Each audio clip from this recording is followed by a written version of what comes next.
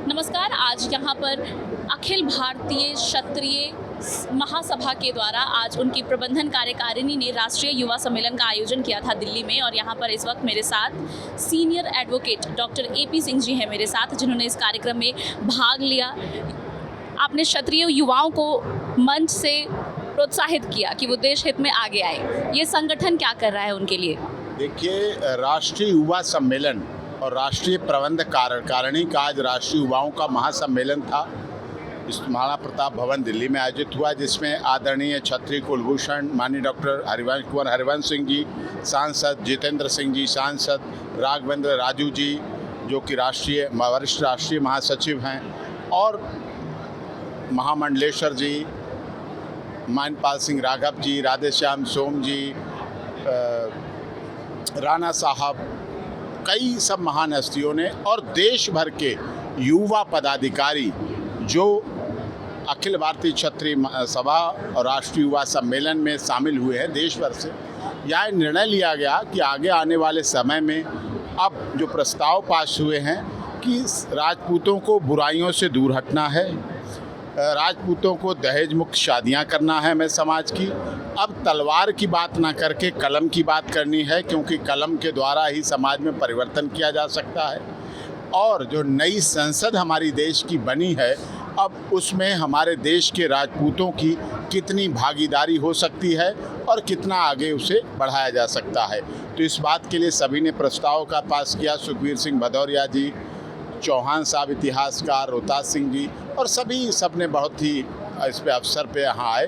मुझे भी आने का अवसर मिला। निश्चित ही अब 2023 और 2024 में निर्णायक भूमिका होगी, और हम आपके चैनल के माध्यम से आपके दर्शकों को कहना चाहता हूँ, क्योंकि आपका चैनल उत्तर भारत में बहुत अधिक देखा जाता है, ग्राउंड ज़ीरो के लिए रिपोर्टिंग करते हैं, और आप लोकतंत्र का जो चौथा स्तंभ मीडिया है उसकी गरिमा को, निर्भीकता को, निडरता को निष्पक्षता के आधार पर दिखाने का प्रयास करते हैं, और वरिष्ठ पत्रकार हैं। तो इस आधार पर अब समय बदल रहा है देश में। आज जो लव जिहाद की घटनाएं हो रही हैं उस पर भी चर्चा की गई इस युवा सम्मेलन में, जिससे हमारे देश की क्षत्राणियों में, महिलाओं में जो सीता, सावित्री, गार्गी, अपाला, अनुसुईया, रजिया, सुल्ताना, हाड़ा रानी और पद्मावत का इतिहास रहा है, हमें उसको फिर से संभालना है। हमें पाश्चात्य सभ्यता जो लव डे, किस day, Valentine day, hug day, ये सब हो रहा, इन सब से निजात पानी है, जिससे हम अपनी युवा पीढ़ी को बता सकें कि धन गया तो कुछ नहीं गया, जो स्वस्थ गया तो सब कुछ, स्वस्थ गया तो कुछ गया, और चरित्र चला गया तो सब कुछ चला गया। तो ऐसे माहौल में हमें अपने परिवार को संस्कारित बनाना है, और इसके लिए एक और बड़ा प्रस्ताव पास किया गया।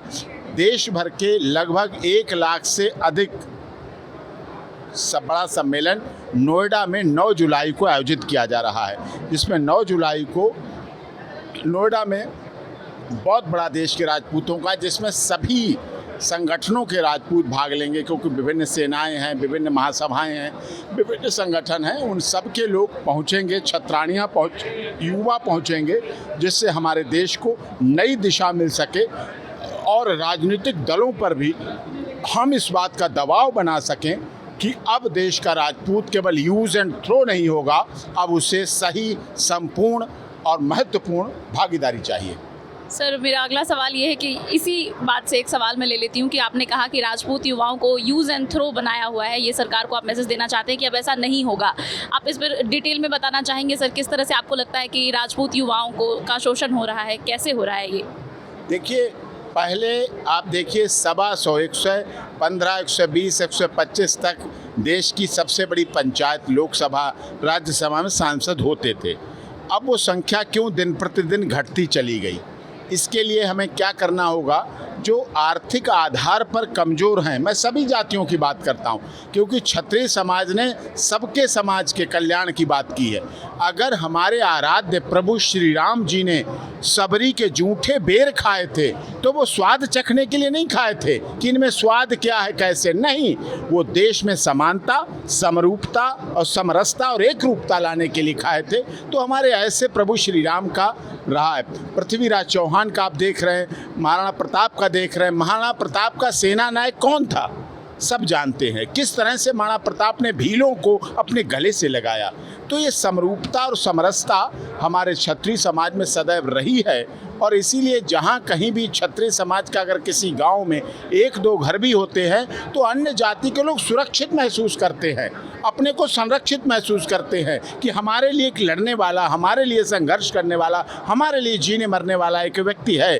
तो अब इसके लिए युवाओं को नशे की प्रवृत्ति से हटना होगा, सामाजिक बुराइयों से हटना होगा, पाश्चात्य सभ्यता को छोड़ना होगा, भारतीय संस्कृति को अपनाना होगा, माता पिता के सम्मान को बढ़ाना होगा, नैतिकता को लाना होगा, जिससे हम एक समाज को नई दिशा दे सके। और आज के इस राष्ट्रीय युवा सम्मेलन में इस बात पर विस्तार से चर्चा हुई है।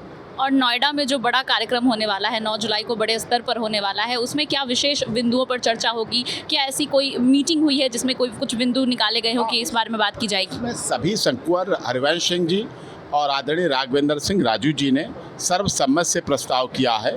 और राघवेंद्र सिंह राजू जो वरिष्ठ राष्ट्रीय महामंत्री हैं, वो लगातार वर्षों वर्ष से संघर्ष कर रहे हैं सबकी एकता के लिए कि एकता संघे शक्ति कलयुगे।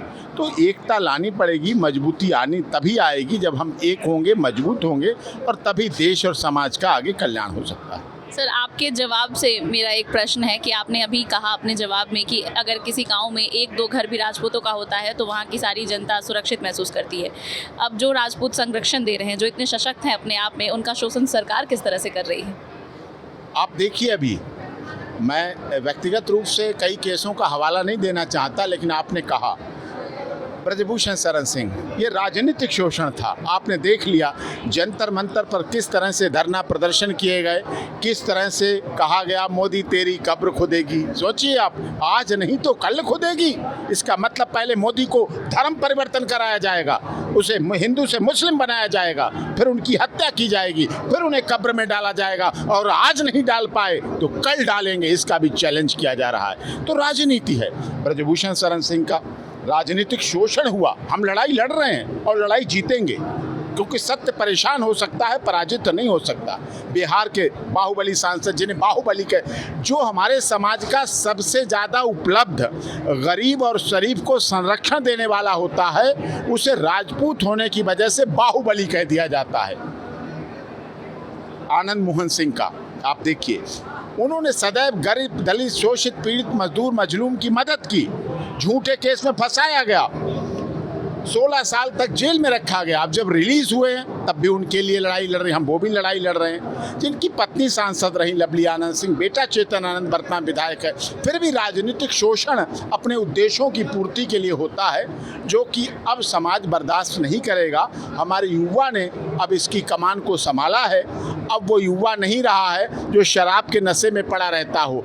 आज का युवा मूछें भी रखता है, तलवार भी रखता है, बुलेट और थार भी रखता है, और अपनी बहन बेटियों की इज्जत और सम्मान को बचाने के लिए अपनी बाहुबली शक्ति को भी प्रयोग करना जानता है। बहुत बहुत शुक्रिया सर हमसे बात करने के लिए। और ये थे हमारे साथ सुप्रीम कोर्ट के सीनियर एडवोकेट, और उन्होंने बताया कि किस तरह से वो ब्रजभूषण सिंह शरण जी का भी केस लड़ रहे हैं और उनको उन्होंने एक राजनीतिक साजिश बताया है।